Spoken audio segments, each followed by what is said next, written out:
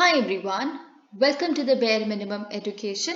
तो आज हम डिस्कस करेंगे 27 नवंबर 2022 की द हिंदू और द इंडियन एक्सप्रेस का newspaper analysis. But before I start, I just want to say one thing that in case you find these videos helpful, you can let me know that by commenting below, liking the video and subscribing to my channel if you haven't done that. तो देखिए आज की जो video है वो बहुत ही ज़्यादा important होने वाली है because there are lot of articles जो हमें आज डिस्कस करने हैं। All of them are important. जहाँ भी मेरे एनालिसिस की ज़रूरत होगी मैं ज़रूर आपको दूंगी so that you have an extra edge. Okay, तो पहला आर्टिकल द हिंदू का एक आर्टिकल है, industry urges government to establish India rare earth mission to reduce reliance on China.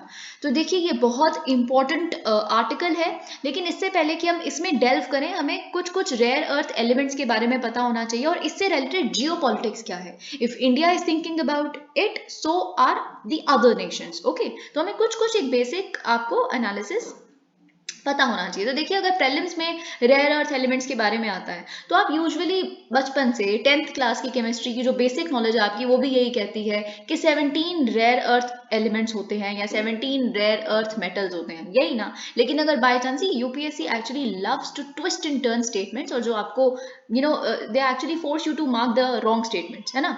और या फिर आप सही स्टेटमेंट उन्होंने दी हुई है तो वो आप उसको गलत समझे, ये उनकी इंटेंशन होती है। तो अगर बाय चांस स्टेटमेंट लिखी है प्रीलिम्स में that there are 15 rare earth elements, that is true, क्योंकि 15 ही है एक्चुअल में। अगर हम दो एक्स्ट्रा जो हम ऐड कर देते हैं स्कैंडियम और यूट्रियम, वो एक्चुअल में ट्रू नहीं है रेयर अर्थ एलिमेंट्स। ये दोनों एलिमेंट्स जो हैं वो सिमिलर फिजिकल और केमिकल प्रॉपर्टीज डिस्प्ले करते हैं लैंथेनाइट की तरह। लैंथेनाइट जो लास्ट वाला रो हुआ करती थी पीरियोडिक टेबल में, आप याद करने की कोशिश कीजिए। तो लैंथेनाइट्स के साथ साथ ये स्कैंडियम और यूट्रियम जो बिल्कुल वैसी प्रॉपर्टी शो करते हैं जिन ओर्स में से आप बेसिकली रेयर अर्थ एलिमेंट्स को एक्सट्रैक्ट करेंगे उसी ओर में साथ में ये भी प्रेजेंट होते हैं। तो इसीलिए इनको भी इंक्लूड कर दिया और 17 रेयर अर्थ एलिमेंट्स बन गए हैं। ठीक है, वैसे 15 है। ठीक है, तो आप जानते हैं कुछ कुछ बेसिक, सीरियम, होल्मियम या फिर नियोडाइमियम या फिर स्कैंडियम तो अभी हमने देख ही लिया। तो ये बेसिक कुछ कुछ नाम आपको अगर आंसर में लिखना है तो आंसर में आपको कुछ दो चार नाम भी पता होना चाहिए, एक्सेट्रा करके आप लिख सकते हैं। ठीक है, तो ये जो एलिमेंट्स हैं बहुत ही यूनिक। अब देखिए आप इसके बारे में जब भी कुछ बेसिक पढ़ेंगे या आपको कुछ कुछ याद है तो आप हमेशा पढ़ते हैं they have very unique magnetic and luminescent properties end of course electrochemical properties तो है ही। तो यही आपको याद भी रखना है। एक और स्टेटमेंट अगर प्रीलिम्स में ऐसी आती है कि जो सबसे बड़ा ग्लोबल डिमांड है रेयर अर्थ एलिमेंट्स का वो परमानेंट मैग्नेट्स के लिए ही है। So that is true. 30% of the total demand in this entire world for rare earth metals is because they are needed for permanent magnets. ठीक है, तो दैट इज ट्रू। तो ये चीज आपको पता होनी चाहिए। और देखिए जो फ्यूचरिस्टिक टेक्नोलॉजीज, आप द हिंदू के जो साइंस वाले सेक्शन आता है, साइंस का सेक्शन आता है, कोई डिस्कवरी होती है, जैसे नोबेल प्राइज जब दिया जाता है तो बहुत सारी फ्यूचरिस्टिक टेक्नोलॉजीज जैसे super conductivity, right, super conductivity के बारे में, हाई टेम्परेचर सुपर कंडक्टिविटी के बारे में आप पढ़ते हैं, या फिर हाइड्रोजन को सेफली स्टोर करना है, ट्रांसपोर्ट करना है। ठीक है, या फिर बहुत सारी इस तरह की जो चीज़ें हैं, इस तरह की फ्यूचरिस्टिक टेक्नोलॉजीज के लिए रेयर अर्थ एलिमेंट्स का बहुत ज़्यादा डिमांड होने वाला है। अब देखिए ये बात सबको पता है, आपको याद होगा हमने एक आर्टिकल डिस्कस किया था स्पेस का। तो हमने उसमें देखा था कि कैसे एस्टेरॉइड्स और मीटेरॉइड्स जो होते हैं, स्पेशली एस्टेरॉइड्स की बात करें, उनका कुछ कुछ सैंपल, सॉइल सैंपल लाया जाता है यहाँ पे। तो देखिए अभी रेयर अर्थ एलिमेंट्स यहाँ पे एक्सट्रैक्ट करने बड़े मुश्किल हो रहे हैं, है ना। तो हो सकता है कि स्पेस वॉर इसलिए भी छिड़ जाए, स्पेस वॉर नहीं, एक्चुअली इकोनॉमिकल वॉर कह सकते हैं आप इसको, क्योंकि अगर यहाँ कमी पड़ जाएगी इस तरह के एलिमेंट्स की तो फिर आप स्पेस में ही जाओगे।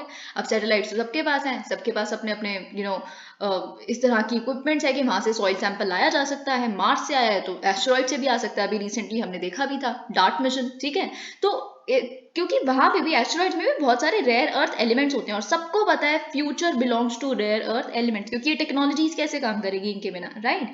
तो इसीलिए बहुत सारी तरह की जियो पॉलिटिक्स भी इन्वॉल्व है। तो सबसे पहले तो आपको ये पता होना चाहिए कि अगर यहाँ पे हमारी इंडस्ट्री की बॉडी कह रही है कि आप एक इंडिया का रेयर अर्थ मिशन लेके आइए, तो इंडिया यूनिक नहीं है इसमें। यूएस ऑलरेडी इस तरह का बिल, इस तरह का लॉ प्रपोज कर चुकी है। इसी साल के जनवरी के मंथ में। तो उस बिल में भी basically they want to protect US जो रेयर अर्थ एलिमेंट की सप्लाई डिसरप्शंस चाइना बहुत बार कर देती है, क्योंकि चाइना डोमिनेट करती है ना, चाइना की मोनोपोली है। यहाँ पे भी तो हमने हेडलाइन में यही देखा that we want to cut down the relevance of India, reliance on India on China, है ना। तो वैसे यूएस भी बहुत हद तक रिलाई करता है चाइना पे। अब चाइना क्या करती है, चाइना ने बहुत बार चाइना ने पास में भी ऐसा किया है कि अपने रेयर अर्थ एलिमेंट्स को एक्सपोर्ट करना बंद कर देती है, ताकि दूसरी कंट्रीज को टेक्नोलॉजिकल लेवराज ना मिल सके और उन्हीं के पास वो रहे। ठीक है, तो इस तरह की दिक्कत है, तो यूएस को भी तो नंबर 1 रहना है ना। तो यूएस ऑफ कोर्स, ये तो बाय डिफॉल्ट आपके दिमाग में आ जाना चाहिए कि वो इस तरह का कुछ लॉ लेके आए होंगे। तो उनका लॉ बेसिकली ये कहता है कि they want to have a strategic reserve of rare earth elements और मिनरल्स बाय 2025, ताकि वो रिजर्व है वो इतना सब्सटैंशियल हो कि सप्लाई चेन डिसरप्शंस हो भी जाए कल को तो कोई दिक्कत ना आए उनको। वो टेक्नोलॉजिकली नंबर 1 है, वो इकोनॉमिकली नंबर 1 है, वो सेमीकंडक्टर के उसमें नंबर 1 होना चाहते हैं, तो ये सारी चीजें वो रिटेन्ड रहे। ठीक है, तो ये तो हो गई बेसिक। अब हम देख लेते हैं कुछ कुछ इंडिया के बारे में। तो देखिए, जहां तक इंडिया का सवाल है, तो ये जितने भी रेयर अर्थ एलिमेंट्स हैं, इनकी एक्सप्लोरेशन जो है बेसिकली वो ब्यूरो ऑफ माइंस और डिपार्टमेंट ऑफ एटॉमिक एनर्जी के पास है। तो देखिए, मतलब प्राइवेट सेक्टर को बहुत, अब यहाँ पे प्राइवेट सेक्टर की हम बात करेंगे कि यहाँ पे जो इंडस्ट्री बॉडी है वो यही कह रही है कि प्राइवेट सेक्टर को भी लेके आओ, इसमें हर चीज प्राइवेटाइजेशन हो रही है। आपको भी पता है इकोनॉमीज ऑफ स्केल तभी पॉसिबल है, गवर्नमेंट की मोनोपोली के अगर चलती रहेगी तो कुछ नहीं हो पाएगा। तो अगर हम वैसे बात करें, इंडिया का करंट स्टेटस इसमें यही है कि हमारा जो IREL है, राइट, जो इंडियन रेयर अर्थ्स लिमिटेड है बेसिकली, जिसको पहले कहा जाता था, if I am not wrong it is written here, okay, Indian rare earths limited, yes. तो ये बेसिकली क्या करता है, इसको एक मोनोपोली सरकार ने दी हुई है। जो मोनोजाइट बीच सैंड होते हैं, जो आप पढ़ते हैं केरला में है ना, केरला के मालाबार वाले रीजन में, तो ये सारे जितने भी कोस्टल स्टेट्स के जितने भी मोनोजाइट सैंड है, जिसमें से थोरियम निकलता है, तो ये ही एक्सप्लोर करते हैं, सब कुछ इन्हीं के पास है। ये यहाँ से थोरियम निकाल के डिपार्टमेंट ऑफ एटॉमिक एनर्जी को प्रोवाइड कर देते हैं, और department of atomic energy basically इसको सिविल पर्पसेस के लिए और न्यूक्लियर पर्पसेस के लिए यूज करता है। ठीक है, तो ये तो बेसिक हो गया। तो और अगर हम चाइना की थोड़ी सी मोनोपोली की बात कर ले, तो चाइना के पास एक्चुअल में एक टाइम ऐसा हुआ करता था कि अगर पूरे वर्ल्ड की नीड की 90% जो प्रोडक्शन होती थी वो चाइना करता था, पर अभी तो they have come down to 60% हो चुका है इनका भी। तो अब ये 60% है, तो कोई और भी तो प्रोड्यूस कर ही रहा होगा ना, इंडिया भी कर रहा है। ठीक है, जो क्वाड है, अब क्वाड में कौन कौन है, India, Japan, United states and Australia. अब देखिए, बार बार क्वाड पे एक क्वेश्चन उठता है कि क्वाड क्या है, मतलब why have you made quad. आप कहते हैं कि हम एंटाई चाइना नहीं है, आप कहते हैं हम एंटाई चाइना ब्लॉक नहीं है, आप कहते हैं कि हम किसी भी तरह की इस तरह की काउंटर स्ट्रैटेजिस्ट मेंटालिटी नहीं रखते किसी पर्टिकुलर कंट्री के खिलाफ, हम इंडो पैसिफिक के लिए नहीं बने हैं कि हम उधर किसी की नेविगेशन को रोके। तो फिर आप क्यों बने हो, क्यों हो आप? तो अगर आप क्वाड मेंबर्स जो हैं, Australia, India, Japan, United states, आप इतना ज्यादा अगर रेयर अर्थ एलिमेंट्स में चाइना के बाद आप ही डील कर रहे हो, तो फिर आप इसको इकोनॉमिक एक फोरम क्यों नहीं बनाते, ट्रेड फोरम क्यों नहीं बनाते? तो इस तरह की चीजें जब क्वाड पे आप लिखते हैं ना, तो क्वाड पे आएगा देन व्हाट इज इट। तो यू शुड एक्चुअली सजेस्ट इस तरह की चीजें कि आप इसको ट्रेड के लिए, आप इसको इकोनॉमी के लिए, आप इन चीजों में कोऑपरेट करना शुरू कीजिए, रेयर अर्थ एलिमेंट्स में कोऑपरेट करना शुरू कीजिए। अब तो ये जो इंडिया का रेयर अर्थ मिशन है, इसका आप एग्जाम्पल दे सकते हैं कि इसके साथ और हम क्वाड के मेंबर्स के साथ भी कोऑपरेट कर सकते हैं। ओके, तो ये सारी चीजें बेसिकली, तो अगर हम इंडिया की बात करें तो India is also no less, India के पास भी संसार का 5th लार्जेस्ट रिजर्व है रेयर अर्थ एलिमेंट्स का। Okay, which is of course more than Australia and other countries as well. Okay, लेकिन बात यह है कि हम अभी भी ये इनफ नहीं है। इनफ इसलिए नहीं है क्योंकि हम बहुत सारा इंपोर्ट करते हैं, और बाकी सारी चीजें यहाँ पे लिखी है और हम अब डिस्कस करेंगे इसको।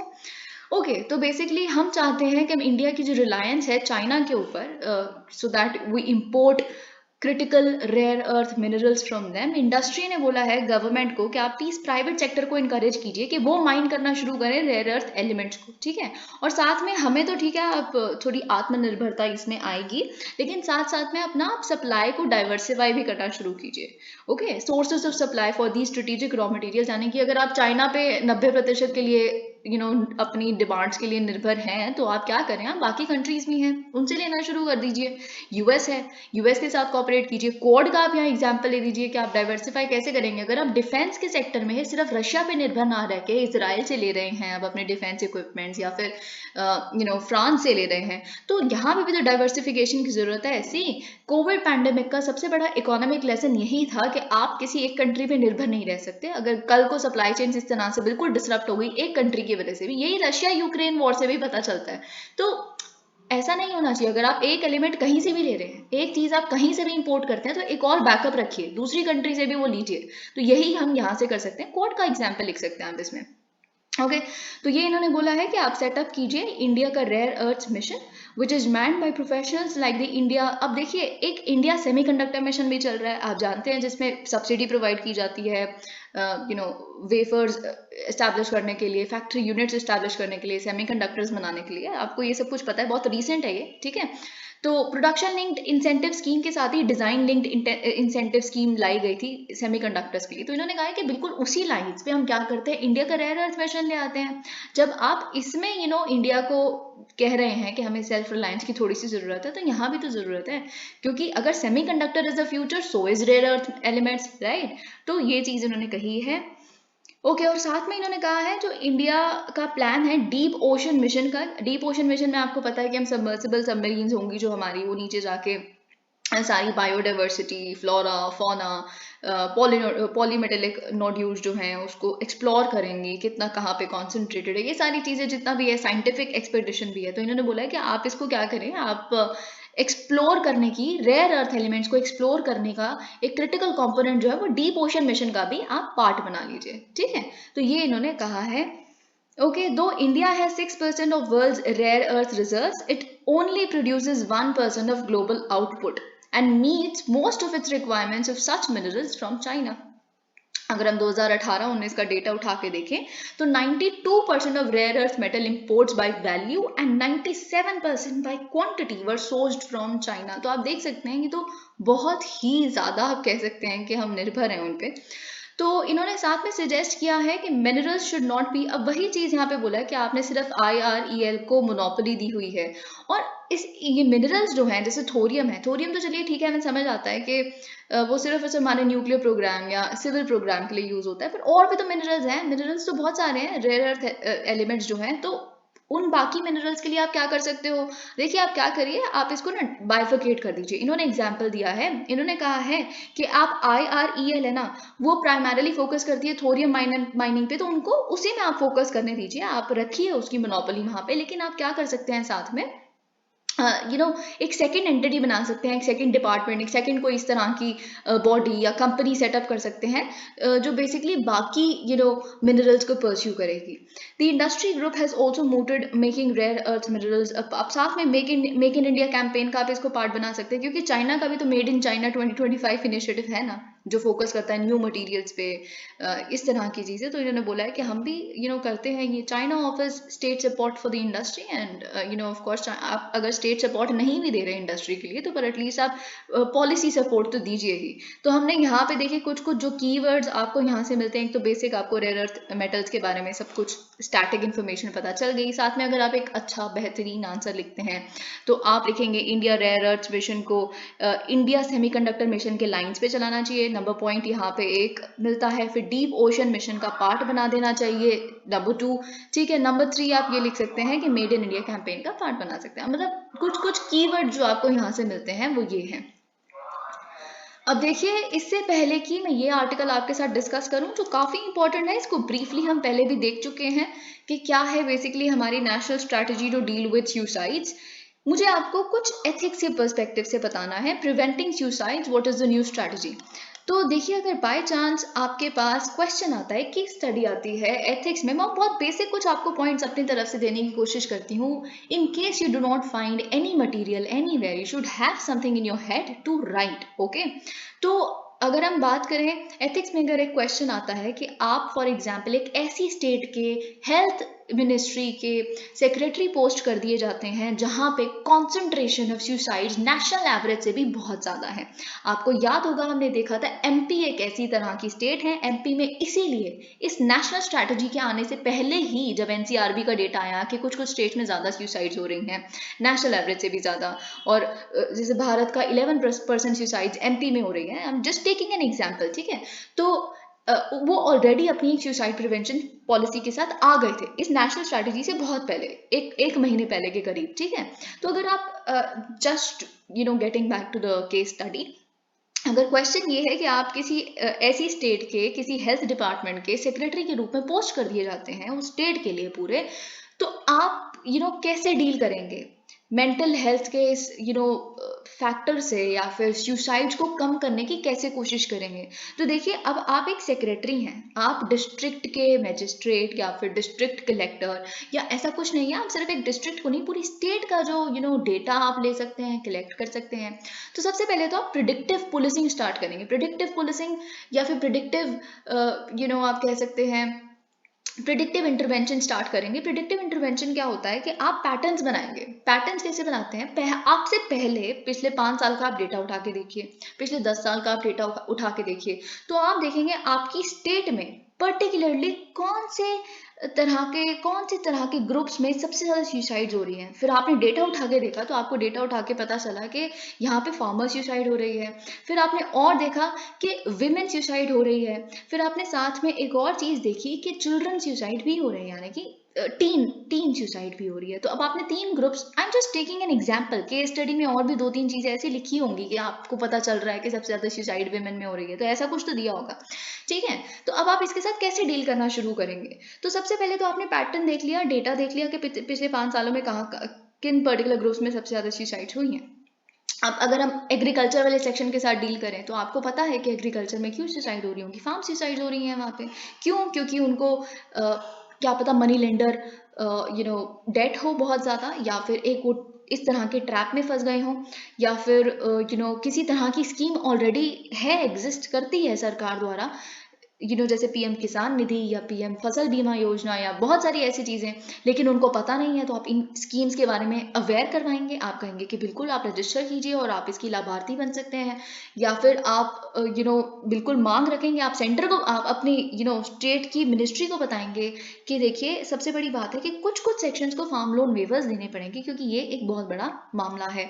और साथ में आप उनको बताएंगे, देखिए you get to the source, क्योंकि सुसाइड सिर्फ एक ऊपर सरफेस लेवल पे एक चीज है, उसके डीप अगर आप जाएंगे तो कोई ना कोई बिल्कुल बेस है उसका, इन द सेंस कोई रीजन है जो एंसिलरी फैक्टर्स है, तो उनको भी तो आपको डील करना पड़ेगा। तो अगर हमें पता चला कि जिस तरह की क्रॉप्स वो उगा रहे हैं उसके लिए उन्हें सही मुनाफा नहीं मिल रहा, या फिर उसको प्रोक्योर नहीं किया जा रहा, तो आप एफसीआई को बताएंगे कि इनकी प्रोक्योरमेंट होनी चाहिए, या फिर एमएसपी इंश्योर करेंगे। अगर आप देखेंगे कि उनकी जो मंडीज हैं, क्या पता मंडी में उनकी हरासमेंट हो रही हो, जो बीच के जो होते हैं बिचौलिए, उनकी वजह से। तो ये हो गया एग्रीकल्चर का सेक्टर। देखिए मैं बहुत आपको डिटेल में बता रही हूँ, ऑफकोर्स आपको 2-3 लाइनों में ये चीज़ लिखनी है। फिर अगर हम आते हैं स्टूडेंट्स के ऊपर, तो स्टूडेंट्स में तो बहुत ज़्यादा इंपॉर्टेंट है कि आप उनके करिकुलम में आप अपनी स्टेट गवर्नमेंट को रेकमेंड करें कि देखिए आप करिकुलम में स्टार्टिंग से मेंटल हेल्थ क्लासेस होनी चाहिए, योगा क्लासेस होनी चाहिए, और साथ में कम्युनिटी मीट होनी चाहिए। बच्चों को ये पता होना चाहिए that mental health is also health, ठीक है। बहुत ज़्यादा बर्डन उनके दिमाग पे, या फिर play and learn type of curriculum होना चाहिए। ये सारी चीज़ें हो गई स्टूडेंट्स के लिए करिकुलम में इंक्लूड करना। फिर अगर एक बात आती है कि विमेन, तो देखिए सबसे बड़ा तो विमेन से रिलेटेड आ जाता है स्टिग्मा विमेन की। अब देखिए आप सोचिए क्या रीजन हो सकते हैं। अगर आप जाएं और आपको पता चले फॉर एग्जाम्पल के सबसे ज़्यादा सुसाइड उनके घर पे इसलिए हो रही है कि उनके क्या पता जो हस्बैंड है डोमेस्टिक वायलेंस होती हो, तो डोमेस्टिक वायलेंस का आप डील करना शुरू करें। अगर आपको लगता है कि वो उनके जो हस्बैंड है वो लिकर बहुत ज़्यादा पीते हैं, घर आके बहुत ज़्यादा इस तरह की लड़ाइयाँ करते हैं, तो ऑफकोर्स आपकी रिकमेंडेशन सरकार को ये होगी कि आप लिकर पे कुछ करने की कोशिश कीजिए, उसको कंट्रोल करने की कोशिश कीजिए। या फिर अगर आपको ये बात पता चलती है कि उन पे डुअल बर्डन है, बहुत ज़्यादा काम करवाया जाता है, या बहुत सारी इस तरह की चीज़ें, तो आप सबसे पहले तो स्टिग्मा हटाएंगे कि आप आके साइकेट्रिस्ट एड ले सकते हैं, जो डिस्ट्रिक्ट में आप सेटअप करवाएंगे, हर डिस्ट्रिक्ट में इस तरह का साइकेट्रिक एड, कोई हेल्पलाइन नंबर होगी, अगर आपको कुछ भी दिक्कत होती है आप उनसे बात कर सकते हैं। तो ये बहुत बेसिक चीज़ें। साथ ही में देखिए जो लीडरशिप का काम है, जो हर विलेज में जो सरपंच, देखिए जो लीडर्स होते हैं ना, जो आप जिनको मानते हैं, जिनको कम्युनिटी है या फिर एक पर्टिकुलर विलेज पूरा मानता है अपना, तो वो उनकी बात सबसे ज्यादा सुनेंगे। जब उनकी तरफ से कॉन्फिडेंस आएगा कि बिल्कुल कोई दिक्कत नहीं है किसी चीज लेने की, तो सरपंच या फिर अगर आपको लगता है कि पर्टिकुलर कम्युनिटी टेम्पल्स जाती है, रिलीजियस लीडर्स, उनको रोप इन कीजिए और बताइए कि देखिए लाइफ का कॉन्सेप्ट बहुत बड़ा है, do not get into these things, ये तो एक मोमेंट्री चीजें हैं, डू नॉट टेक इस तरह की टेंशन। ये सारी चीजें आप लिख सकते हैं। ऑफ कोर्स आपको बहुत ही ज्यादा concrete points लिखने हैं, पर you should have something dramatic also in your head. Okay तो बेसिकली क्या हुआ है, union ministry of health and family welfare ने पिछले हफ्ते रिलीज की है भारत की सबसे पहली national strategy for suicide prevention. ठीक है, तो ये ऑफ कोर्स WHO की जो गाइडलाइंस है suicide prevention in south east Asian region, उसी के सिमिलर लाइंस पे बनी है, पर इसमें इंडिया स्पेसिफिक, हमारे culture specific, social requirement specific भी चीजें हैं। ओके तो अब देखिए हम what does it hope to achieve, क्या इनका एम है, क्या अचीव करना चाहते हैं। अगर हम ओवरऑल विजन की बात करें इस डॉक्यूमेंट के, वो चाहते हैं, this is very important, beautifully written, that it wants to और it aims to create a society where people value their lives and are supported when they are in need. It aims at reducing suicide mortality by 10% in the country by 2030. तो 10% से भारत में suicide mortality, suicide द्वारा जो जाने जा रही है, उसको कम करने का एम है।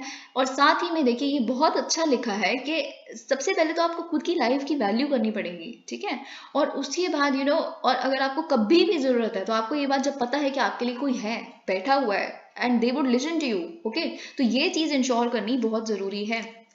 तो देखिए सबसे बड़ी बात तो आप कम्युनिटी अवेयरनेस फैलाइए कि आप एक दूसरे के लिए, जैसे जापान एक एग्जांपल है, जो वहाँ का ओकिनावा विलेज है, this sort of community feeling, जिस तरह से वो एक दूसरे के लिए जीते हैं। जैसे आप एग्जाम्पल भी लिख सकते हैं, बिल्कुल लिख सकते हैं आप अपने एथिक्स में, अगर ये आंसर लिख रहे हैं कि जैसे ओकिनावा में व्हाट दे हैव इज, उनका एक फंड होता है, जैसे एक प्रॉपर विलेज है, ठीक है, तो विलेज में या फिर एक पर्टिकुलर सोसाइटी है, सोसाइटी में हर किसी ने अपना एक फंड बनाया हुआ है, and they live for each other, या so they believe that they are a family. तो फिर एक फंड है, अगर जैसे सब उसमें कंट्रीब्यूट करते हैं, किसी को भी उस पैसे की जरूरत है, इकोनॉमिक क्राइसिस हो जाता है किसी के घर में, तो वो उसमें से पैसे दे देते हैं उसको, तो they believe in this system. Okay, तो इस तरह का कोई कम्युनिटी सिस्टम अवेयरनेस, ये चीजें बहुत जरूरी है। So for that of course India will have to go back to its culture, क्योंकि हमारा कल्चर यही कहता है, ऑल्दो जो मेट्रोपॉलिटन सिटीज हैं या फिर जिस तरह का कंपटीशन, जिस तरह की अब हो चुकी है सोसाइटी, वो कुछ कुछ हमारे कल्चर को भुला चुकी है।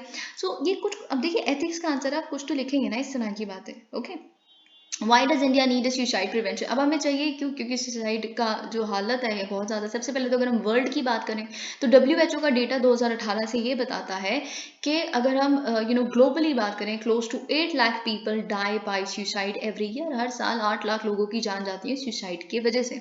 इसमें से 1/3 है जो सुसाइड वो यंग लोगों में हो रही है, और सुसाइड सेकेंड लीडिंग कॉज है for death of 15 to 29 year old. अब ये तो हमने वर्ल्ड की बात कर ली, लेकिन अगर हम इंडिया में देखें, suicide number 1 cause of death है 15 to 29 years of age group के लिए, और ये road traffic accidents, maternal mortality, इन सबको एक्सीड करता है। अगर हम इंडिया के कंट्रीब्यूशन की बात करें ग्लोबल सुसाइड्स में कितनी है, पहले हम 1990 में 25%, यानी कि क्वार्टर ऑफ सुसाइड्स भारत से आती थी, अब 36.6% है। Okay, India's contribution to the, okay, तो ये चीज़ लिखी है। एंड विमेन के उसमें टर्म्स में 36.6% और मेन के टर्म में 24.3% हो चुकी है। अब 1 लाख से ज़्यादा जानें हर साल जाती हैं सुसाइड्स की वजह से भारत में, और पिछले 3 सालों में सुसाइड रेट जो है वो इंक्रीज हो गया है 10.2 से लेके 11.3 तक पर 1 लाख पॉपुलेशन। ठीक है, तो ये स्ट्रैटेजी बेसिकली क्या, इसका एक स्पेशल फोकस भी है स्ट्रैटेजी का, कि देखिए कोविड पैंडेमिक के टाइम पे सबसे ज़्यादा जो भी इस तरह के डिजीज आउटब्रेक्स होती है, सबसे ज़्यादा सुसाइड्स तब हो जाती है। ऐसा क्यों है, और ये बिल्कुल सच है, पैंडेमिक की वजह से जो स्ट्रेस आया, इकोनॉमिक स्ट्रेस, जितना जॉब ले ऑफ्स हुई है, उसकी वजह से ऑफ कोर्स अगर आपकी एक फैमिली है, आपको ये नहीं पता कि आप उनका पेट कैसे पालेंगे, you do not know how will you survive your self and your family, बहुत सारी और मेंटल प्रेशर, बहुत सारी इस तरह की चीज़ें। तो ये बहुत और जो सेक्लूजन हुआ है, देखिए अगर आप बिल्कुल क्वारंटीन रहेंगे, इतना तो एक टाइम पे ऐसी तरह की बातें होनी शुरू हुई थी कि कोविड से इंसान जाए ना जाए, बिल्कुल ये जिस तरह का मेंटल स्ट्रेस आ रहा है, जो फ्रस्ट्रेशन आ रही है एक ही कमरे में बंद रहने की वजह से, वैसे इंसान ज़रूर चला जाएगा। तो ये भी है, when you do not socialise, humans being जो social animals that they are, वो एक बहुत बड़ा मेंटल प्रेशर लेके आता है। तो कोविड पैंडेमिक जैसे ऐसी तरह की चीज़ों को आप एक स्पेशल फोकस देना बहुत ज़रूरी था। The pandemic, it argues, has brought unprecedented times with various disruptions. These disruptions and uncertainties have an impact on people's mental health, requiring specific interventions. Intervention तो वैसे भी चाहिए suicides के लिए, लेकिन इन तरह के specific cases में कुछ specific interventions चाहिए. The document which was in the works, अब देखिए बहुत समय से इस document के बारे में बात की जा रही थी। तो जो मानस ऐप आई थी कोविड के टाइम पे बच्चों के लिए, माँ बाप के लिए, वो काउंसलिंग ले सकते हैं। तो आप समझ सकते हैं तब से ये चीज़ें बहुत डिस्कस होने लगी थी कि मेंटल हेल्थ एक बहुत बड़ा इशू है। ठीक है, तो मेंटल हेल्थ के बारे में बहुत कुछ लिख सकते हैं। अ lot of people have started talking about it, and that's good. A lot of sports persons are talking about it. So that you have to reach out, you have somebody to help, है ना? तो ये सारी चीज़ें आप लिखेंगे. The document which was in the works for a long time also records that the most common reason for suicide include family problems. बहुत बड़ी प्रॉब्लम है, क्या पता आपने किसी का कर्जा चुकाना है, क्या पता आपके किसी तरह के रिश्ते सही नहीं चल रहे हैं, क्या पता आपके घर में क्या पता कोई एक बहुत ही टर्मिनली इल है आप, जो बहुत बड़ा रीज़न होता है कि इलनेस एक बहुत बड़ा रीज़न है। तो यहाँ पे यही लिखा है, फैमिली जो प्रॉब्लम्स है और इलनेस है, they account for 34% and 18% of all suicide related deaths in India respectively. बाकी और रीजंस देखें तो marital conflicts, love affairs, bankruptcy, indebtedness, substance use and dependence. तो अगर ड्रग एडिक्ट हैं और ड्रग्स नहीं मिल रहे हैं तो इस तरह की चीज़ें हो जाती हैं. It is also to be noted that in approximately 10% of the suicides the cause is not documented. तो सबसे पहले तो कॉज डॉक्यूमेंट करना बहुत ज़रूरी है, क्योंकि 10% केसेस में तो यही नहीं पता चलता. तो अगर हम देखें स्ट्रैटेजी के एलिमेंट्स क्या क्या हैं, कुछ कुछ तो देखिए, the government did not merely include suicide prevention. अब देखिए सबसे इंपॉर्टेंट चीज़ इसको क्या बना देता है, वो सिग्निफिकेंट क्यों है ये स्ट्रैटेजी, क्योंकि सरकार चाहती तो जो ऑलरेडी एक एग्जिस्ट करता है मेंटल हेल्थ एक्ट, उसी में एक अमेंडमेंट करके घिसा पिटा जिसका पता नहीं कुछ होता या ना होता वो कर सकते थे लागू. ठीक है, पर इन्होंने नहीं किया. एक स्पेसिफिक फुल फ्लेजेड स्ट्रैटेजी आई है जिसमें मल्टीपल सेक्टर्स को इंक्लूड किया गया है. Centre, state, regional governance institutions, voluntary sector, NGO, civil society, सबका एक रोल बताया गया है. This makes this particular strategy very very significant. अगर हम मिनिस्ट्रीज की बात करें, very important. Now try and understand this, क्योंकि जो मिनिस्ट्रीज बेसिकली इन्वॉल्व की जाएगी इसकी इंप्लीमेंटेशन में स्ट्रैटेजी की, एग्रीकल्चर मिनिस्ट्री, क्योंकि बहुत ज़्यादा फार्म सुसाइड होती है. आगरा में आप देखिए पटेटो बेल्ट देखिए. अब देखिए क्यों हो रही है फार्म सुसाइड, अब समझने की कोशिश कीजिए. अभी हम दार्जिलिंग टी के बारे में भी यही देखेंगे नीचे. तो अब जैसे क्या है, ग्लोबलाइजेशन का एरा है, यही तो ब्रेग्जिट का रीजन था. ग्लोबलाइजेशन का एरा है. अब यहाँ पे जो फार्मर्स हैं वो पटेटो उगाते हैं फॉर एग्जाम्पल, या कुछ भी उगाते हैं, ठीक है, तो उन्होंने उगाया बहुत भरी मात्रा में. तो फिर उसके बाद क्या हुआ कि सरकार ने लेकिन बाहर से इंपोर्ट कर लिए, ठीक है, या फिर किसी इलीगल जो प्राइवेट इंस्टीट्यूशंस हैं उन्होंने बाहर से इंपोर्ट कर लिए और फिर उसको सस्ते में भेज दिया. अगर सस्ते में मिल रहे हैं तो वो क्या करेंगे अपनी उपज का, वो तो कोई लेने नहीं वाला. तो वो देयर आर केसेस जहाँ पे वो जो आगरा वाली बेल्ट है, पटेटो बेल्ट जिसे हम कहते हैं, they throw potatoes on the street, highways पे फेंक देते हैं, and they commit suicide. It is very painful. तो एग्रीकल्चर मिनिस्ट्री का इस चीज़ में जैसे टॉप्स स्कीम है, इसमें आपको गारंटीड प्रोक्योरमेंट होगी ही होगी. टमेटो, अब तो टॉप्स भी टोटल बन चुकी है, टमेटो, अनियन, पोटैटो. तो बेसिक जो स्टेपल है हमारे भारत का, इसीलिए मैं आपको कह रही थी कि सुसाइड तो ऊपरी एक चीज़ है, एक सरफेस पे दिखने वाली चीज़ है, लेकिन अगर आप बिल्कुल पर्कुलेट करेंगे नीचे और रीजंस ढूंढने की कोशिश करेंगे तो वो हमेशा इकोनॉमिक या कुछ ठोस रीजंस होंगे, किसी तरह की दिक्कत होगी उसमें बहुत बड़ी. Home affairs of course, security reasons की वजह से information and broadcasting very important, क्योंकि साइबर बुलिंग तो यहाँ हो रही है ना. किसी बच्चे को कोई बोलता रहता है कि आप मोटा हो, आप मोटे हो, आप काले हो, आप ऐसे दिखते हो, आप वैसे दिखते हो. जिस तरह की साइबर बुलिंग हो रही है, बॉडी शेमिंग होती है, या फिर आपके फेमिनिन कैरेक्टर्स हैं, आपके मेल कैरेक्टरिस्टिक्स हैं, या all that nonsense that goes around, of course this has to be curbed. तो ये सारी चीज़ें, तो अगर आपको ये पता चलता है कि टीनेज ग्रुप में, जैसे मैं आपके साथ स्टार्टिंग में डिस्कस कर रही थी कि उसमें साइबर बुलिंग या फिर इस तरह की बुलिंग जो उसके बच्चे करते हैं स्कूल में या कॉलेज में या कहीं पे भी, तो ये एक फैक्टर है। तो deal with it, deal talk to the school institutions कि आप सेटअप कीजिए इस तरह की कोई चीज़, अवेयरनेस फैलाइए, ठीक है। सोशल जस्टिस एंड एम्पावरमेंट क्यों करना पड़ेगा? क्योंकि बहुत ज़्यादा जो सुसाइड्स होती हैं वो शेड्यूल्ड कास्ट और शेड्यूल्ड ट्राइब्स में होती हैं। क्यों होती हैं? क्योंकि उनको अपना बेसिक जो छोटे छोटे हैंडीक्राफ्ट्स हैं, छोटी छोटी चीज़ें जो बनाते हैं, उसके लिए वो सही उनको दाम नहीं मिलता, फिर कैसे खुद को सर्वाइव करेंगे? या उनके खिलाफ जो ऑपरेशन होता है या फिर उनको मजबूर कर दिया जाता है, उनके लैंड ग्रैब कर लेते हैं, ये सारी चीज़ें। एडुकेशन, ऑफ कोर्स एडुकेशन में करिकुलम आता है। Labour of course working class सबसे ज़्यादा प्रताड़ित है इस चीज़ में। Women and child development, information technology, youth affairs and sports. Okay, sports क्यों? बिल्कुल ज़रूरत है स्पोर्ट्स की। तो योगा या फिर प्ले एंड लर्न जो मैं करिकुलम आपको बता रही थी, तो इसके लिए तो स्पोर्ट्स की जो मिनिस्ट्री है उनका बहुत बहुत ज़रूरत है। अगर हम national institute of mental health and neuro sciences की बात करें, जिसे हम नीमहंस कहते हैं, सबसे ज़्यादा बड़ा रोल तो इसी को प्ले करना है इम्प्लीमेंटेशन में। तो ऑफ कोर्स ये जो एक्शन प्लान है, ये टाइम बाउंड एक्शन प्लान है। इसको एक पर्टिकुलर टाइम में, एक पर्टिकुलर समय में अचीव करना है, पूरा करना है सरकार द्वारा। बहुत सारी इन्होंने कमिटमेंट्स रखी है अपने लिए कि हम इफेक्टिव सर्वेलेंस मैकेनिज्म्स को एस्टैब्लिश करेंगे सुसाइड प्रिवेंशन के लिए। अगले 3 सालों में हम साइकेट्रिक ओपीडी एस्टैब्लिश करेंगे जो प्रोवाइड करेंगे suicide prevention services. Very important, very very important, क्योंकि ओपीडी क्या होता है कि बिल्कुल जो इमरजेंसी सिचुएशंस के लिए ओपीडी होता है हर सरकारी अस्पतालों में। तो अगर एक साइकेट्रिक ओपीडी होगा तो of course people would reach out, people know that there is somebody sitting 24/7 for them. Okay, so through the district mental health plan in all the districts within the next 5 years. Okay, and to integrate mental well-being curriculum in all educational institutions within next 8 years. तो अगले 8, तो देखिए time bound कैसा है, ऐसा नहीं है कि हर चीज़ के लिए 3 ही साल का टाइम है, नहीं। अभी एजुकेशनल करिकुलम को थोड़ा समय तो लगेगा ना, किताबें उसमें इंक्लूड करना, एक पर्टिकुलर कमिटी बैठेगी बड़े बड़े प्रोफेसर्स की, बड़े बड़े एकेडमिशियंस की, जो बताएंगे कि देखिए अच्छा ये कोई सजेशंस होगी तो उस तरह का करिकुलम फिर छापा जाएगा, फिर पब्लिशर्स होंगे, तो एक पूरी टीम होगी, तो 8 साल लगेंगे कम से कम, ठीक है। तो 8 साल के अंदर अंदर इंटीग्रेट करना इन तरह की चीज़ें, 5 साल के अंदर अंदर डिस्ट्रिक्ट मेंटल हेल्थ प्लान को एस्टैब्लिश करना। तो इसीलिए हर चीज़ का टाइम बाउंड प्लान अलग है थोड़ा सा। तो देखिए जैसे यहाँ पे लिखा है कि स्टिग्मा रिडक्शन सबसे बड़ी बात है, क्योंकि stigma is seen as a hurdle in the process of seeking counselling and treatment options. It is very very very essential, क्योंकि people believe that psychiatrists are only for mad people. Mad is a wrong word, because there are mental issues. If you have, say, stomach ache, you can also have some mental problems. It is very very simple, and if you have problem, you have to seek help, and that is it. और ये चीज़ बताना, अभी घरों में किसी से बात करो कि इस तरह का कोई इशू है, तो देन जैसे कि आपका सबका बनाया हुआ होता है बच्चों का, तुम्हारा पता नहीं क्या क्या बना के बैठ जाते हो, तो अब इस चीज़ को समझना मतलब बहुत मुश्किल है। तो ये बहुत ज़रूरी है कि इससे सेंसिटाइजेशन आए इस बारे में।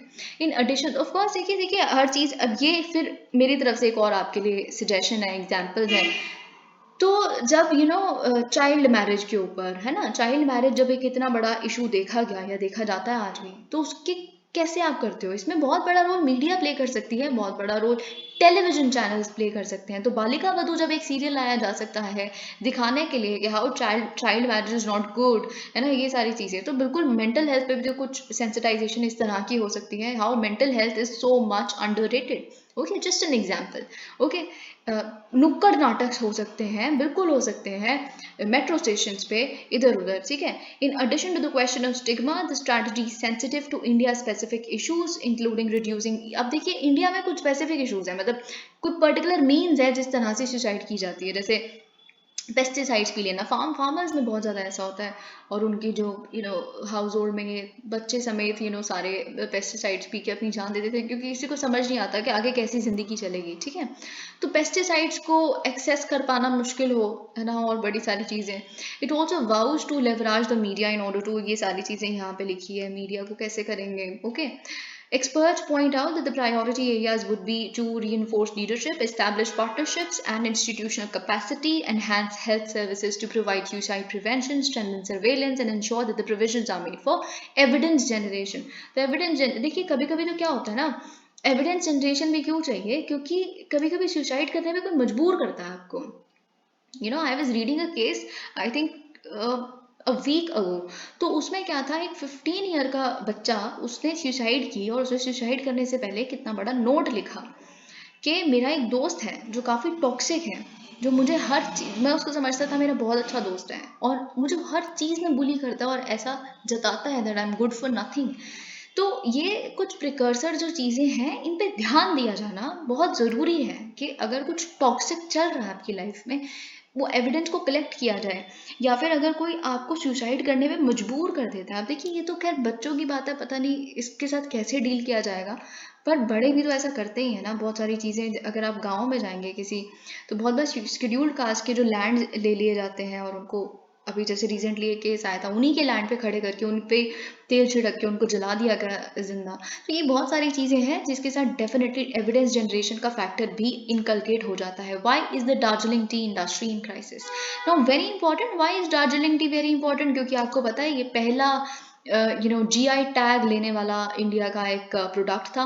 ओके, तो इसीलिए बहुत इंपॉर्टेंट है। और बहुत इंपॉर्टेंट है एक और चीज़ समझना, वो हम देखेंगे कैसे। अब देखिए, इस महीने के बिल्कुल स्टार्टिंग में क्या हुआ, एक एनुअल, हर साल एक जनरल मीटिंग होती है इंडियन टी एसोसिएशन की कोलकाता में।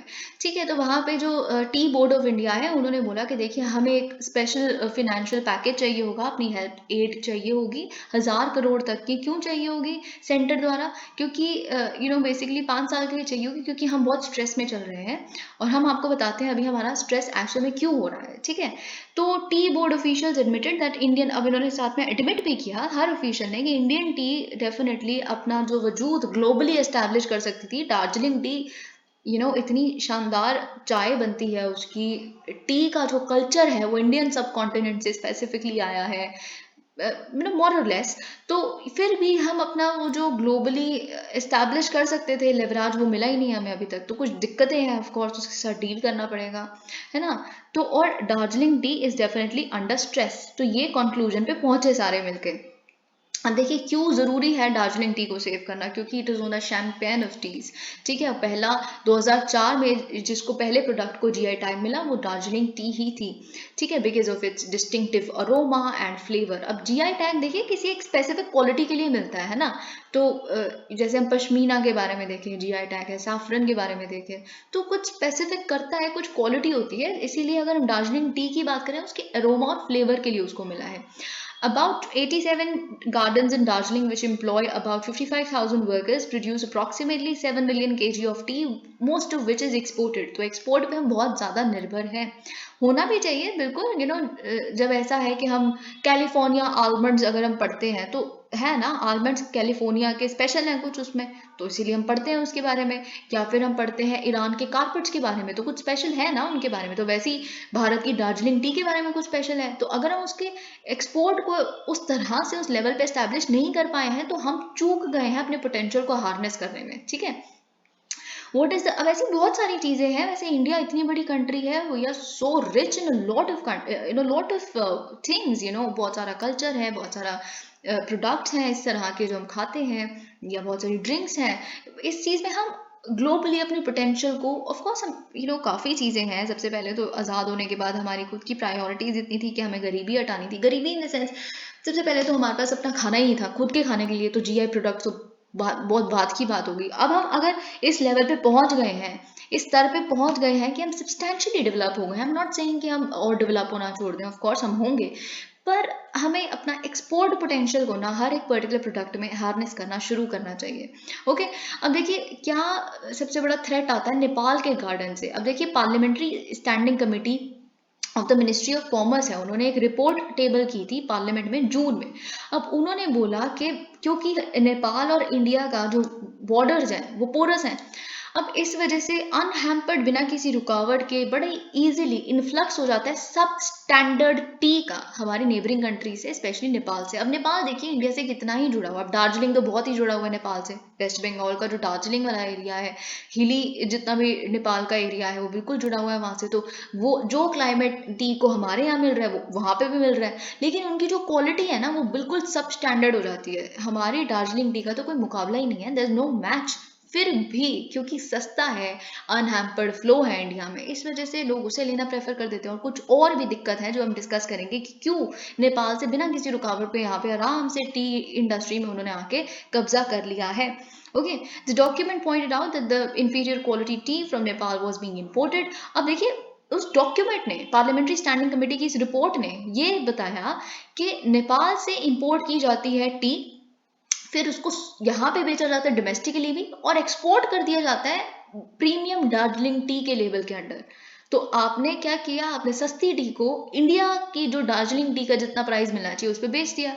ठीक है, तो अगर हम बात करें revised treaty of trade between Nepal and India जो अक्टूबर 2009 में एस्टैब्लिश की गई थी, उसके तहत क्या हुआ था कि दोनों पार्टीज ने अग्री किया था कि हम एक दूसरे के कुछ कुछ प्रोडक्ट्स को क्या करेंगे, कुछ कुछ प्राइमरी प्रोडक्ट्स को उस पर हम इंपोर्ट ड्यूटी नहीं लगाएंगे या कस्टम्स ड्यूटी नहीं लगाएंगे। ठीक है, और क्वांटिटेटिव रिस्ट्रिक्शन नहीं लगाएंगे कि 1 ही किलो बेच सकते हैं, 1 ही टन बेच सकते हैं, इससे ज़्यादा नहीं बेच सकते आप, है ना, ऐसा कुछ नहीं लगाएंगे। तो data from the T association of India show that the total tea imported from Nepal in 2021 was 10.74 million kg. During the same period, the total tea import of India, यानी कि जितना हमने import किया वो 10.74 million kg था, और जितना उन्होंने हमारा टी import किया वो 27.75 million kg था। ठीक है, तो अब इंडस्ट्री एक्सपर्ट्स चाहते हैं कि जो नेपाल है, जो सिमिलर क्लाइमेटिक कंडीशंस, टेरेन, सब कुछ हमारे तरह शेयर करता है, वो टी कैसे देखिए प्रोड्यूस कर लेता है लो प्राइस पे, क्योंकि वहाँ पे इनपुट कॉस्ट कम है, कॉस्ट ऑफ प्रोडक्शन कम हो गया ना, वहाँ पे लेबर कॉस्ट नहीं है इतनी ज़्यादा। ठीक है, और क्वालिटी चेक कुछ नहीं होता, घटिया क्वालिटी है तो तब भी चलो चल जाएगा, यहाँ पे इतनी सारी चेकिंग होती है, उसमें पैसा जाता है, बहुत सारी चीज़ें हैं, ऑथराइजेशन होती है, वहाँ पे कुछ नहीं होता, इसीलिए वो सब स्टैंडर्ड टी होती है। ठीक है, तो अब इसीलिए अब देखिए सस्ता तो कुछ भी आता है मार्केट में, बिकता तो वही है सबसे पहले, तो ये बात तो फैक्ट है। तो इसी वजह से नेपाल के साथ भी हो रहा है, उनका जो टी है वो बिक रहा है। What are the other points of stress? अब कुछ तो हमने नेपाल का देख लिया कि क्या दिक्कतें हैं, कुछ और भी है वो हम देखते हैं कि स्ट्रेस में क्यों है। अब देखिए क्या हुआ था, influx of tea from Nepal picked up pace in 2017। अब 2017 हमारी दार्जिलिंग टी के स्ट्रेस के लिए एक वाटरशेड मोमेंट था। वाटरशेड इन द सेंस क्यों था, क्योंकि 107 दिन की स्ट्राइक्स, एजिटेशन, शटडाउन हुआ था दार्जिलिंग हिल्स में। और ऑफ कोर्स दार्जिलिंग हिल्स में जब टी प्रोडक्शन हो रही है तो सब कुछ शट डाउन था, तो वो भी शट डाउन थे। क्यों शट डाउन था, क्योंकि आपको पता है गोरखालैंड जो है, जो बिल्कुल अलग से चाहते हैं स्टेट, सेपरेट स्टेटहुड चाहते हैं गोरखालैंड के लिए, जो गोरखा जनमुक्ति मोर्चा है, उनकी डिमांड थी कि शट डाउन हो तो शट डाउन हो। 107 दिन बहुत बड़ी बात है। ठीक है, तो इन 2017 the production of Darjeeling T hit a low of 3.21 million kg which is nothing. Okay, तो इसीलिए बेसिकली जिस मार्केट में दार्जिलिंग टी एक्सपोर्ट हुआ करती थी, हमारी मार्केट चली गई, है ना, और जो एक्सपोर्टर्स थे, जो कुछ हमारे यहाँ के एक्सपोर्टर्स थे, वो फिर उन्होंने कुछ तो एक्सपोर्ट करना ही था, उन्होंने क्या किया, चीप आती थी वहाँ से इंपोर्ट करते थे नेपाल की, और उसको बेच देते थे क्या करके, दार्जिलिंग टी बोल के। तो ये दिक्कत हुई, और तब से लेके अभी तक ये इनर्शिया कैरी आउट हो रहा है, और आज तक यही है, जिस तरह का डैमेज 2017 ने किया वो फॉलो किया ही जा रहा है। इस climate change impacting production? Of course it is. Climate change तो हर चीज़ की, तो हमने पहला रीज़न देख लिया, पहला रीज़न हमने नेपाल का देख लिया। दूसरा रीज़न हमने देख लिया क्या हुआ, जो गोरखालैंड स्टेटहुड डिमांड थी उसकी वजह से। तीसरा स्ट्रेस का रीज़न क्या है कि क्लाइमेट चेंज ऑफ कोर्स हो रहा है, तो जो क्लाइमेटिक कंडीशंस, एक पर्टिकुलर तरह के डिग्री ऑफ सेल्सियस, पर्टिकुलर तरह का रेनफॉल, अब सब कुछ इरेटिक है, जब मन होगा सब कुछ होगा, एक ये रीज़न हो गया। साथ ही में यील्ड ठीक नहीं है, डिक्लाइनिंग यील्ड्स। अब इसमें कुछ दिक्कत होगी डेफिनेटली, आप इसमें कुछ हाई यील्डिंग वेराइटी कुछ लेके आ सकते हैं, science can of course come into play. Fourth ये हो गया। फिफ्थ क्या हुआ, हाई एब्सेंटिज्म अमंग वर्कर्स। तो जब वर्कर्स नहीं आते, दे choose to remain absent from work, ये एक बहुत बड़ा रीजन है। Because of the hilly terrain of Darjeeling there is no land left for, अब यहाँ पे कुछ बहुत खास नहीं है। नवंबर 2021 में जो टी बोर्ड ऑफ इंडिया है, उन्होंने नोटिफिकेशन जारी की, जिसमें उन्होंने क्या बोला कि आप इंपोर्ट नहीं कर सकते और डिस्ट्रीब्यूट नहीं कर सकते चीप क्वालिटी टी को। ठीक है, it asks those who were packaging Darjeeling tea to indicate. अब आप अगर दार्जिलिंग टी को पैकेज कर रहे हैं तो आप उसके पैकेज पे इंडिकेट कीजिए कि क्या इसमें कुछ इंपोर्टेड टी मिली हुई है और क्या है सोर्स ऑफ ओरिजिन टी का। ठीक है, तो अब क्या हुआ, पैकेटर जो है, जो पैकेज करते हैं ये सब वगैरह, उन्होंने दार्जिलिंग टी पे खरीदनी छोड़ दी। तो कि बहुत ज़्यादा दिक्कत ये हुई, क्योंकि देखिए पैकेजिंग पे इतना पैसा भी तो जाता है ना, तो फिर उन्होंने ऐसे लूज में बेचनी शुरू हो गई।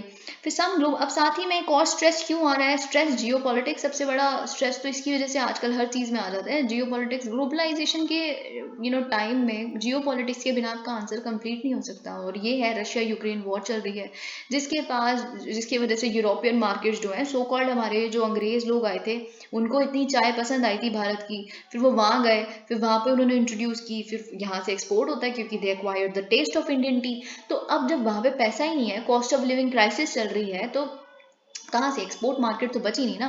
What is the way forward? Planters in Darjeeling से unless the government restricts the influx of tea from Nepal, वही ये कहना है वहाँ के जो प्लांटर्स हैं दार्जिलिंग के, उन्होंने कहा है कि जब तक अब नेपाल से ये इन्फ्लक्स नहीं खत्म हो जाता तब तक हम बचा नहीं सकते अपनी दार्जिलिंग टी को। The standing committee of parliament, अब स्टैंडिंग कमेटी ने एक रिकमेंडेशन दी है विच इज ऑफ कोर्स गुड, कि गवर्नमेंट को रिव्यू करना चाहिए इंडो नेपाल ट्रीटी को, कि वो बेसिकली स्ट्रिंजेंट रिक्वायरमेंट्स लगाएं सर्टिफिकेट ऑफ ओरिजिन। अगर मतलब देखिए, अगर टी इम्पोर्ट्स नेपाल से हो रही तो उस पर लिखा हो दिस इज फ्रॉम नेपाल, और कोई उसको दोबारा से री एक्सपोर्ट ना कर सके प्रीमियम दार्जिलिंग टी लिख के, तो ये चीज़ बहुत ज़्यादा ज़रूरी है। ओके, और साथ ही में कमेटी ने सजेस्ट किया है जो स्मॉल टी ग्रोअर्स हैं उनको भी रिकग्नाइज कर देना चाहिए जीआई रजिस्टर्ड प्रोड्यूसर्स की तरह, जैसे बड़े बड़े एस्टेट्स को आपने किया हुआ है, क्योंकि एक्चुअली में 52% of the tea in the country is produced by STGs. So if you do this for them, of course you enhance your only potential. Okay, तो alright, let's move on to another article. Okay, now this is very important, and what makes it even more important is that this data has come from UK. अब देखिए, आपको बहुत बार मैं बता चुकी हूँ कि क्या रोल है यूके का यूक्रेन वॉर में। अब क्यों रशिया भी यूके के पीछे पड़ा रहता है और यूके भी रशिया के पीछे पड़ा हुआ है। यूके के जो नए prime minister Rishi Sunak, he went to Ukraine and gone there, stood there and said कि हम तब तक खड़े हैं जब तक यूक्रेन ये वॉर जीत नहीं जाता, हम एयर पैकेज दे रहे हैं, ये पैकेज दे रहे हैं, इस तरह की चीज़ें। रशिया का कहना है, अब जिस तरह का अपनी पॉलिटिक्स देखी थी जब हमने काउंटर टेररिज्म कॉन्फ्रेंस होल्ड की दिल्ली और मुंबई में, तो फिर कैसे यूके और रशिया लड़ने लग पड़े आपस में। तो रशिया ने कहा कि जिस तरह का ब्लैक सी फ्लीट थी हमारी, जो शिप थी, उसको जो मिसाइल अटैक उस पर हुआ, जो उसको डैमेज करवाएगा वो यूके ने करवाया, विच इज़ ट्रू। ठीक है, फिर जब यूके कह रहा था कि ड्रोन अटैक्स नहीं होने चाहिए, तो फटाफट रशिया आया कि ड्रोन अटैक तो आपने भी किया ना हमारी ब्लैक सी शिप पे, वो आप भूल गए, तो ड्रोन अटैक सिर्फ हमारे गिने जा रहे हैं। तो ये यूके ने, और बहुत बड़ी पॉसिबिलिटी ये है, रशिया की इंटेलिजेंस एजेंसी तो यही कहती है कि जो नॉर्थ स्ट्रीम पाइपलाइन सैबोटाज हुआ है वो यूके ने करवाया है। तो ये यूके का रोल है। अब यूके को भी बहुत इंटरेस्ट है सर्वेलेंस प्रोवाइड करने में। अब यूके एक और स्पेशल कंट्री इस चीज़ में क्यों जाती है यूक्रेन वॉर में, क्योंकि वो जो G7 price cap so called लगाएंगे ये इनकी शिपमेंट पे, रशिया के ऑयल पे, तो उसमें क्यों लगा रहे हैं, ये क्यों लगा पा रहे हैं, क्योंकि जितनी भी शिप्स हैं मोस्टली उसको इंश्योरेंस फैसिलिटी वगैरह कौन देता है, वो यूके देता है, इंग्लैंड देता है, तो इसीलिए इनको पता है कि ये कर सकते हैं। तो इसीलिए यूके का जो रोल है यूक्रेन वॉर में बहुत इंपॉर्टेंट है। अब रशिया यूके का एक नई स्टडी आई है, नई रिसर्च आई है, नई फाइंडिंग आई है, वो ये कह रही है कि रशिया बेसिकली क्या कर रहा है, इनकी जो एजिंग न्यूक्लियर क्रूज मिसाइल्स हैं, न्यूक्लियर क्रूज मिसाइल्स एज कर रही हैं, तो अब देखिए इनके पास मिसाइल्स की कमी हो गई है। बेसिक मैं अगर आपको कट शॉर्ट करके बताऊं, इनका ये कहना है कि इससे ये पता चलता है कि रशिया के पास अब मिसाइल्स की जो आप कह सकते हैं जो लॉन्ग स्टैंडिंग मिसाइल्स हैं उसकी कमी हो गई है, लॉन्ग रेंज मिसाइल्स हैं उसकी कमी हो गई है, तो इसलिए इनकी जो एजिंग न्यूक्लियर मिसाइल्स है, न्यूक्लियर क्रूज मिसाइल्स है, उसको यूज़ कर रहे हैं ये अब अपनी ये एयर स्ट्राइक्स कैरी आउट करने के लिए। तो ये क्या कर रहे हैं, उसमें से न्यूक्लियर वॉरहेड्स निकाल देते हैं और उसकी जगह प्लेस कर रहे हैं बुलास्ट। बुलास्ट क्या होता है, कोई भी ग्रेवल, स्टोन, ऐसी कुछ भी चीज़ डाल देना, हैवी सी एक्सप्लोसिव मटेरियल थोड़ा बहुत डाल देना, ये कर रहे हैं। तो ये इससे पता चलता है कि उनके पास कमी है। अब इसमें अगर मैं एक और एंगल आपको बताऊं तो ये है, आपको याद होगा ये भी हमने डिस्कस किया था कैसे नॉर्थ कोरिया ऐसे कुछ कुछ फियर्स हैं कि क्योंकि रशिया के पास अब कंट्रीज तो बची नहीं, अब इनके पास मिसाइल ऐसा है कि ये ठीक है डिफेंस बहुत बड़े एक इक्विपमेंट के मैन्युफैक्चरर हैं, हमें भी बहुत सारा डिफेंस इक्विपमेंट देते हैं, लेकिन एक लिमिट है ना। अब स्ट्राइक तो रोज करनी है, तो इतनी सारी मिसाइल्स कहाँ से आएंगी? तो फिर नॉर्थ कोरिया है, ईरान तो चलो उनसे तो ड्रोन्स ही लिए हुए हैं इन्होंने, पर 1000 ड्रोन्स कहा जा रहा है कि इन्होंने लिया उनसे। पर ये जो है नॉर्थ कोरिया, फिर जिसको हर्मिट किंगडम जिसके साथ कोई डील नहीं करता, उनके साथ रशिया को डील करना पड़ेगा। तो फिर जो कंट्री नॉर्थ कोरिया सिर्फ और सिर्फ चाइना जिसके पास आज खड़ी है, चाइना का सपोर्ट है, वो फिर रशिया का भी सपोर्ट बाय डिफॉल्ट वहां मिल जाएगा, क्योंकि बुरे वक्त में जो खड़ा हुआ है वो आपका दोस्त है। ठीक है, तो जो नॉर्थ कोरिया है ना, नॉर्थ कोरिया में एक फुल फ्लेज्ड क्वेश्चन कभी तो आ सकता है। सो जो नॉर्थ कोरिया का पैराडॉक्स है, यूएस जैसे ट्रम्प की रैलीज अब देख रहे हैं, Trump has of course made his 4-in-2 कि मैं लड़ूंगा इलेक्शन दोबारा, तो वो क्या कह रहे हैं बार बार कि चाइना बार बार करी जा रहे हो, अब सारे रशिया करे जा रहे हो, पर नॉर्थ कोरिया को कोई क्यों नहीं थ्रेट देखता? नॉर्थ कोरिया बिल्कुल थ्रेट है, उनके पास तो न्यूक्लियर वॉर्स है, वो टेस्ट कर रहे हैं रोज के रोज आए दिन। तो इसीलिए नॉर्थ कोरिया बहुत इंपॉर्टेंट कंट्री बन जाती है आपके लिए भी। ठीक है, तो ये चीज यहाँ पे इन्होंने बोला है कि the defence ministry said that the open source imagery shows wreckage of an air launch cruise missile fired at Ukraine which seem to have been designed. अब 1980 की ये न्यूक्लियर डिलीवरी सिस्टम को बेसिकली आप हटा के उसमें से वॉरहेड्स हटा रहे हो, और ये इस तरह की चीजें बोलास्ट वगैरह इंक्लूड कर रहे हो। ठीक है, तो ये सारी चीजें यहाँ पे बस, और कुछ भी नहीं लिखा इन्होंने, बस किसी भी तरह से एक आप कह सकते हैं कि क्रिएट करना है एक माइंडसेट पूरे संसार के दिमागों में भी कि Russia is a weak country, it is losing the war and the whole of Europe is with Ukraine and it must win, it has the right cause, और इस तरह की बातें।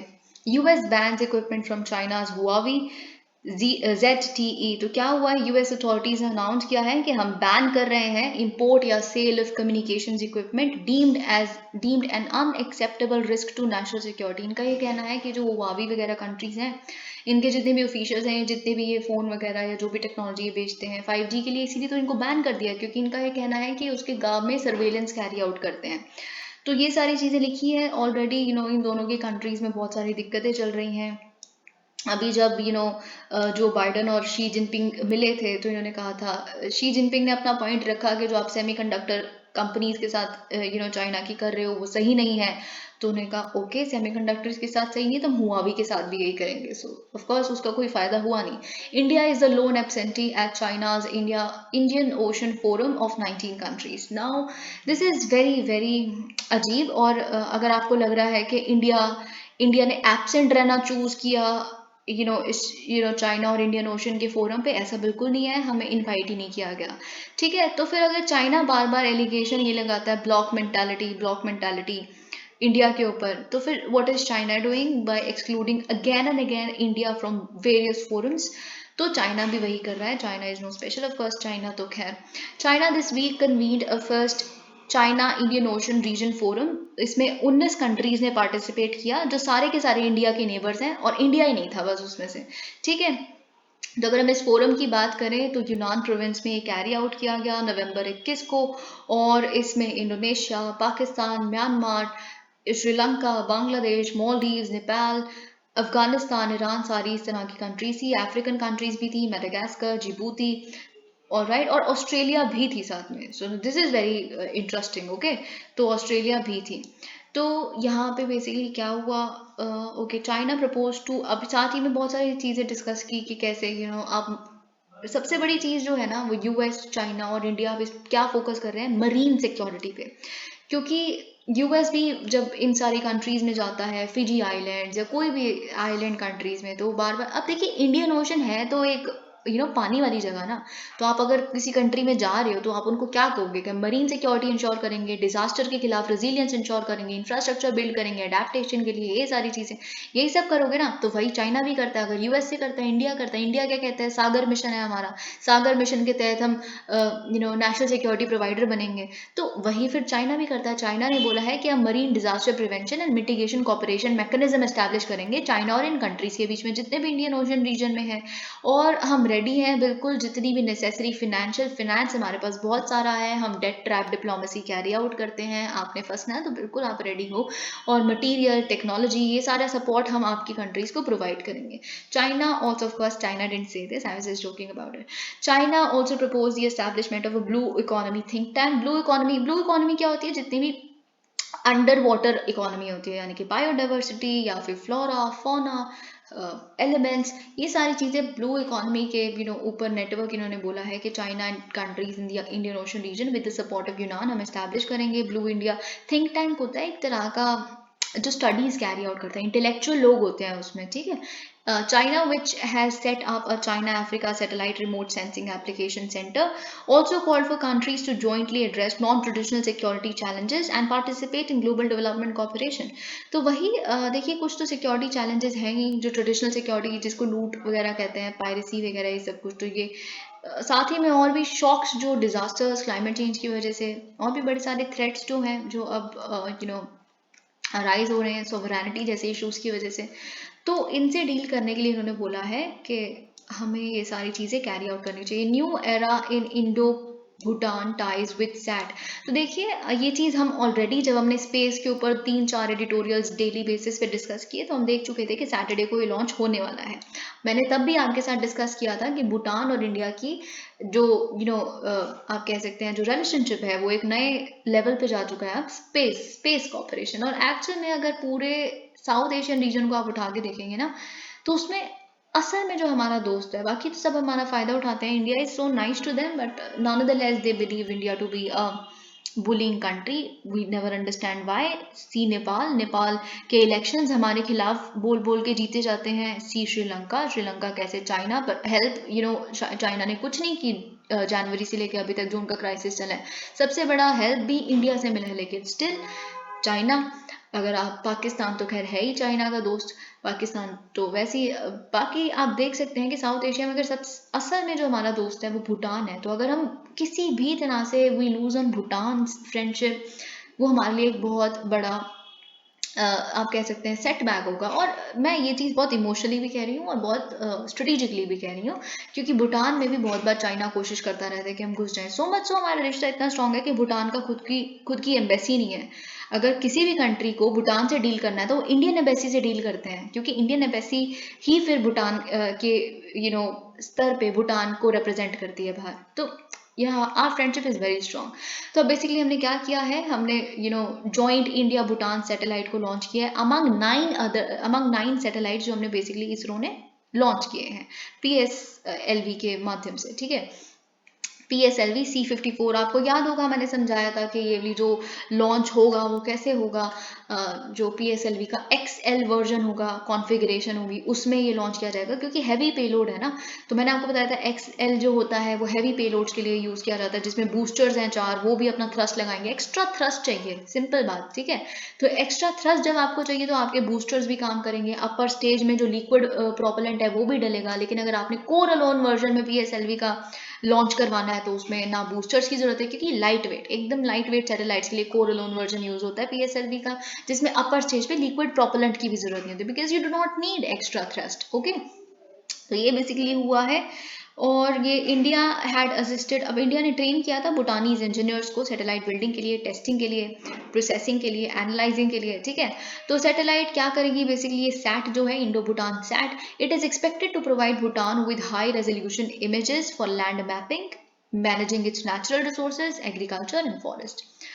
Okay, Himalayan yak gets food animal tag, milk and meat to be used. अब देखिए क्या हुआ है, हिमालयन याक जो है बेसिकली, हिमालयन याक को फूड एनिमल, यानी कि वो एनिमल जो फूड प्रोड्यूस करता है, जिससे फूड हम एक्सट्रैक्ट करते हैं, उसका टैग दे दिया गया है FSSAI द्वारा, ठीक है। अब इस कैटेगराइजेशन से बेसिकली क्या होगा, देखिए एक सबसे बड़ा ग्रीवेंस क्या है कि बहुत ज़्यादा डिक्लाइन इन पॉपुलेशन देख रहे हैं हम हाई ऑल्टीट्यूड इस बुवाइन में, ठीक है।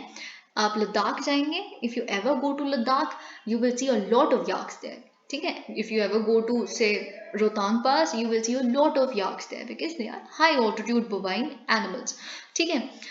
तो अब लेकिन इनकी पॉपुलेशन डिक्लाइन हो रही है, क्योंकि वहाँ के जो लोग हैं अब इनकी देखभाल करते ही नहीं, इन द सेंस रेयरिंग करते ही नहीं। अगर जैसे डेयरी सेक्टर है तो आप काऊ पालते हैं, कैटल होती है आपके पास, तो अब ये याक्स नहीं कंटिन्यू करना चाहते, उनको रेयर करना। क्यों नहीं रेयर, अब हम देखेंगे आगे, उससे पहले यहाँ क्या लिखा है वो देख लेते हैं। अब देखिए ये याक क्या करता है, ऑफ कोर्स इनका मीट भी खाया जाता है, और साथ में जो मिल्क प्रोड्यूस करते हैं वो बहुत बहुत न्यूट्रिशनल होता है, ठीक है। और okay, if you ever go to Ladakh, you can always try yak cheese momos because they're very famous and they're actually very good.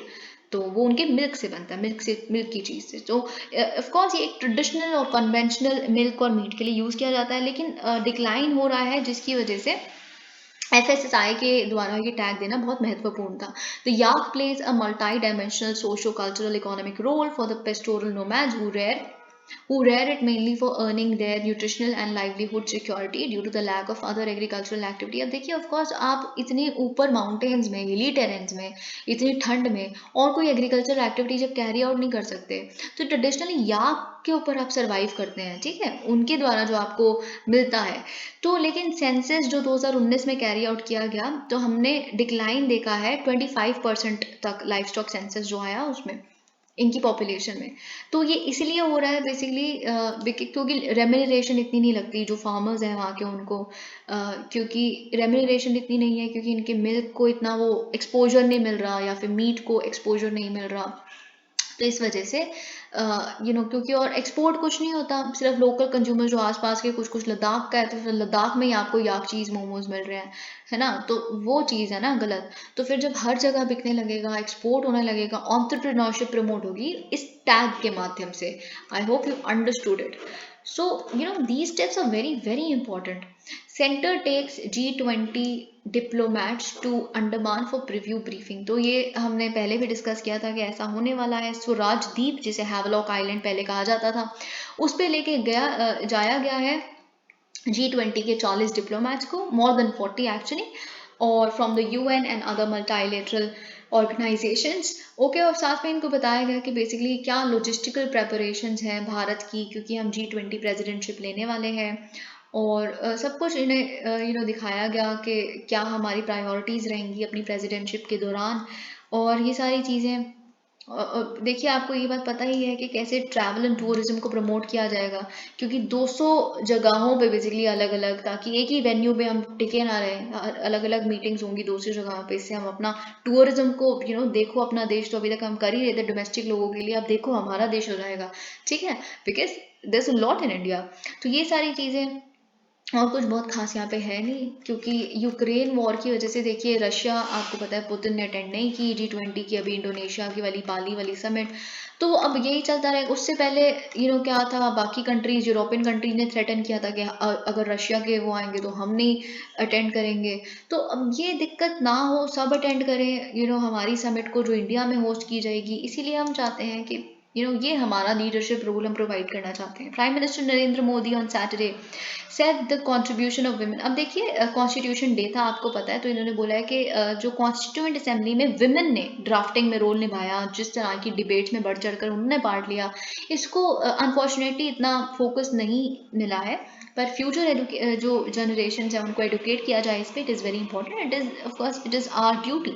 तो ये चीज़ अगर इन्होंने, हम कुछ कुछ एग्जाम्पल्स देखें जो इन्होंने दिया, there were 15 members of constituent assembly who were women, जिसमें से अगर हम देखें दक्षिणी वलायुधन, जो बेसिकली एक मार्जिनलाइज कम्युनिटी को बिलोंग करती थी, जिन्होंने बहुत सारे सेक्शन जैसे जो राइट्स ऑफ ओप्रेस्ड क्लासेस थे उनके लिए उन्होंने डिबेट्स रखी और उन्होंने उसमें कॉन्ट्रीब्यूशन दिया। दुर्गा बाई देशमुख, हंसा मेहता, राजकुमारी अमृत कौर, इनके नाम तो आप जानते ही होंगे, जिन्होंने बेसिकली काफ़ी योगदान दिया है अपना ड्राफ्टिंग कमेटी में, ठीक है। तो आई वुड सजेस्ट कि आप ज़रूर, क्योंकि मिस्टर मोदी ने इस बारे में बात की है, हमारे प्राइम मिनिस्टर ने, तो आप बिल्कुल पढ़ें भी अपने लेवल पे, you prepare something on it. Kargil hill council passes resolution for Ladakh statehood. So of course इस पे भी आपको याद होगा हमने डिस्कस किया था, इस चीज़ के लिए प्रोटेस्ट चल रहे हैं, there are dharnas going on in Ladakh for this. तो देखिए लद्दाख यूनियन टेरिटरी बन गई, लेकिन यूनियन टेरिटरी जब नई नई बनी तो काफ़ी पॉप था, एंथुजियाज्म था, लेकिन अब उनको दिखने लगा कि इसकी वजह से तो दिक्कतें हैं, इसकी वजह से तो इनसिक्योरिटी आ गई है, इसकी वजह से हमें डर आ गया इस बात का, क्योंकि जो स्पेशल स्टेटस मिला हुआ था धारा 370 के माध्यम से जम्मू कश्मीर को, और जम्मू कश्मीर का एक पार्ट लद्दाख भी था, तो तब होता था कि security of land, job, culture, ecology, मतलब कोई भी बाहर का इंसान आके वहाँ लैंड नहीं ले सकता, आपकी जॉब्स आपको मिलेंगी ही मिलेंगी वहाँ, डोमिसाइल स्टेटस की वजह से आपको परमानेंट जॉब्स है, उसमें आपको सिक्योरिटी है ही। लेकिन अब तो यूनियन टेरिटरी बना दिया तो कोई भी आ सकता है, यूनियन टेरिटरी तो सेंटर के अंडर आ जाती है कम्प्लीटली, तो अब इनको चाहिए कि हमें फुल फ्लेजेड स्टेटहुड मिले, और साथ में स्टेटहुड ना बल्कि हमें 6th शेड्यूल जो है, क्योंकि जो हमारे सिक्योरिटी जिस तरह की स्पेशल स्टेटस की वजह से धारा 370 की वजह से मिली हुई थी वो चली गई, तो 6th शेड्यूल में बहुत सारी ऐसी सेफगार्ड्स मिलते हैं, ठीक है, कोई भी आके आपका लैंड नहीं ले सकता, ये सारी चीज़ें, तो उन्होंने कहा कि हमें ये चाहिए। लद्दाख की ऑटोनोमस हिल डेवलपमेंट काउंसिल है जो एक इलेक्टेड बॉडी होती है, आपको ये बात पता है, आप स्टैटिक में पढ़ते हैं, ठीक है। तो उन्होंने एक जॉइंट रेजोल्यूशन पास किया है जो डिमांड करता है स्टेटहुड को और special status under the 6th schedule of the constitution. तो यहाँ पे बस यही सारी चीज़ें लिखी हैं जो मैं आपको ऑलरेडी बता चुकी हूँ। There is nothing else in it. Okay, let's move on to another article.